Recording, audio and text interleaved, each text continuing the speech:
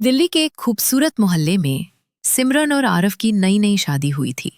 दोनों ने love marriage की थी, पर परिवार की रजामंदी से। सिमरन एक शांत स्वभाव की लड़की थी, भावुक और समझदार। वहीं आरव जिंदा दिल, थोड़ा चुलबुला और बेहद प्रेम करने वाला पति था। शादी के कुछ ही दिनों बाद उन्होंने हनीमून के लिए उत्तराखंड के एक सुंदर पहाड़ी गांव को चुना। बर्फ से ढकी वादियां, शांत झीलें और घने जंगल, इस माहौल में प्यार और भी गहराने लगा। सिमरन ने कहा, ये जगह कितनी शांत है ना, जैसे सब कुछ थम गया हो। आरव मुस्कुराया, शायद इसलिए कि वक्त भी चाहता है हम यहीं रुक जाएं। उनके बीच हर दिन नई नई बातें होती।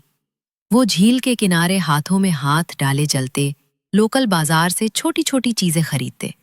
हंसी, प्यार और आशा से भरे पल थे। लेकिन एक रात ऐसा कुछ हुआ जिसने सब बदल दिया। उस दिन शाम को वो पास की झील पर गए थे। वहां के लोकल लोगों ने बताया था कि रात में वहां ना जाया करें। लेकिन आरव ने कहा, अरे डरने की क्या बात है, चलो कुछ देर बैठते हैं वहां। झील पर पहुंचकर वो पत्थरों पर बैठ गए। पानी में चांद की परछाई झिलमिला रही थी। आरव ने सिमरन को बाहों में भर लिया। वो दोनों धीरे धीरे एक दूसरे में खोते जा रहे थे। तभी झील के उस पार कुछ हलचल हुई। एक आदमी छाया की तरह दिखाई दिया और कुछ बुदबुदाया। सिमरन डर गई। आरव, चलो यहां से, कुछ अजीब लग रहा है, उसने कहा। आरव ने देखा, लेकिन वहां अब कोई नहीं था। शायद कोई लोकल होगा, पर चलो, देर हो रही है। रास्ते में सिमरन चुप रही। होटल पहुंचकर भी उसके चेहरे पर डर था। आरव ने उसका हाथ पकड़ते हुए कहा, मैं हूं ना, डर किस बात का। लेकिन उस रात सिमरन को नींद नहीं आई। उसे लगा जैसे कोई खिड़की के पास खड़ा है। पर जब वो उठी, वहां कुछ नहीं था। होटल के लॉबी में एक पुराना लकड़ी का शेल्फ दिखा, जिसमें कुछ किताबें रखी थीं। सिमरन को एक धूल भरी डायरी दिखी। उसने उत्सुकतावश वो उठा ली। डायरी में किसी लड़की की हैंडराइटिंग थी। तारीखें 2 साल पुरानी थी। उसमें लिखा था, हम यहां हनीमून पर आए थे।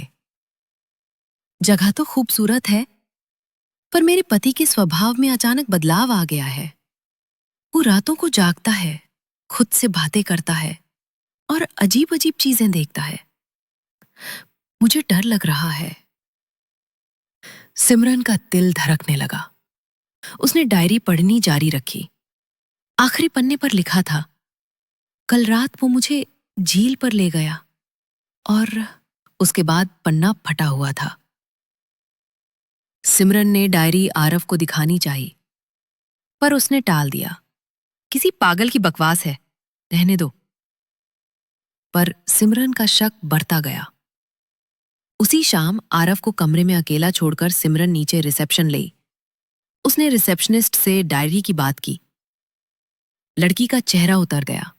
मैम, वो डायरी जिसे आपने पढ़ा, शायद मीरा की थी।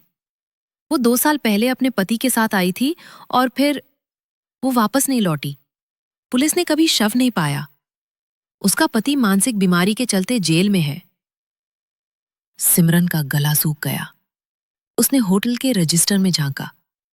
आरव पहले भी इस होटल में रुका था, अकेले। तारीख वही थी जब मीरा गायब हुई थी।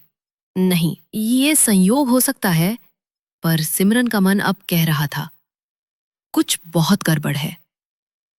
वो चुपचाप कमरे में लौटी। आरव मुस्कुराया। कहाँ चली गई थी? सिमरन बोली, बस नीचे से कुछ लेने। उस रात उसने बिस्तर पर लेटे हुए आरव की आंखों में देखा। वो वही आदमी था जिससे उसने प्यार किया, पर अब उसके पीछे कोई और चेहरा छिपा था। अगली सुबह सिमरन ने आरव के बैग की तलाशी ली जब वो नहाने गया था। उसे एक पर्स मिला। अंदर मीरा की फोटो थी। पीछे लिखा था, हमेशा के लिए तुम्हारा।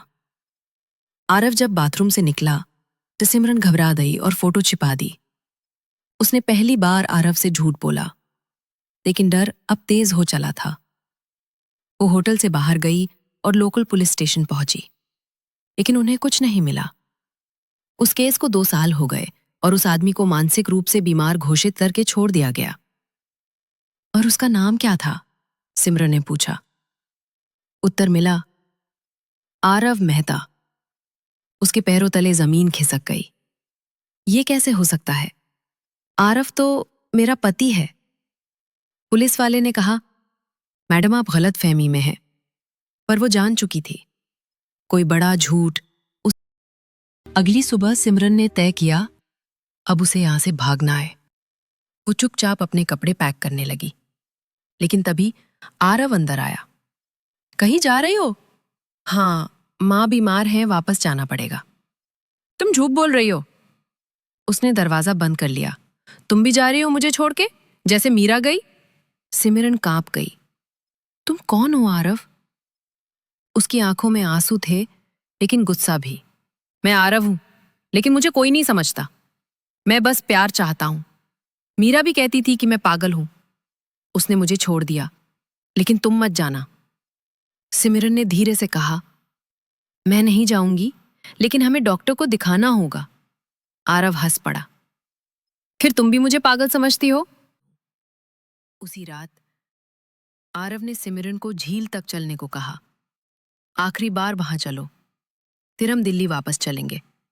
सिमरन डरते हुए तैयार हुई। झील के किनारे अजीब सी ठंडक थी। चांदनी फैली थी और पानी में हलचल थी। आरव ने सिमरन का हाथ पकड़ा। तुम जानती हो, मीरा ने मुझसे कहा था कि मैं बीमार हूं। उसने मुझसे मुंह मोड़ा।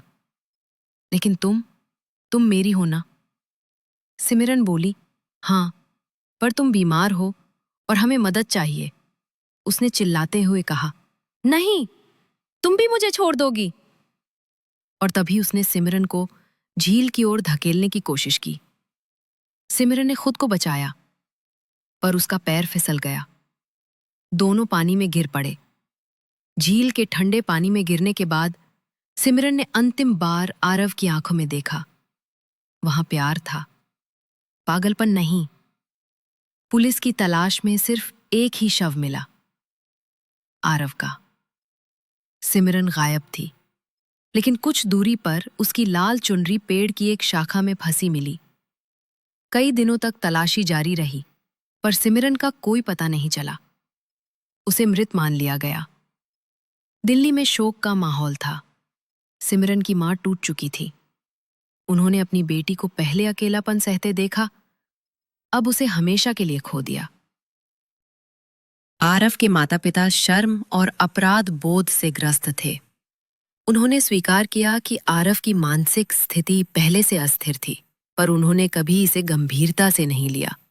1 महीना बीत गया और फिर एक स्थानीय बच्चा जो झील के पास भटक रहा था बोला, झाड़ियों के पीछे कोई औरत थी।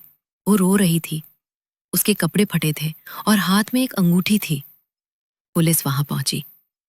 झाड़ियों के पास एक गड्ढा मिला। मिट्टी में दबा एक छोटा सा पत्र। मैं जिंदा हूं, पर अधूरी। आरव अब नहीं है, पर उसका प्यार मेरी आत्मा से चिपका है। मैं इस दुनिया में लौट तो सकती हूं, पर वो चेहरा फिर कैसे देखूंगी जो अब भी मुझे हर रात डराता है। मैंने प्यार किया था और अब उस प्यार से ही डरती हूं। पत्र पर कोई नाम नहीं था, पर मां जानती थी कि ये सिमरन का ही था। वो लौट कर नहीं आई, पर उसकी सांसें शायद कहीं चल रही थीं, पहाड़ों में, झील की हवा में, या किसी अनजानी छांव में। कुछ कहानियां पूरी नहीं होती, पर वो कभी मरती भी नहीं। कहानी अगर अच्छी लगी हो तो चैनल को लाइक एंड सब्सक्राइब करें। Thank you. मिलते हैं एक नई कहानी के साथ।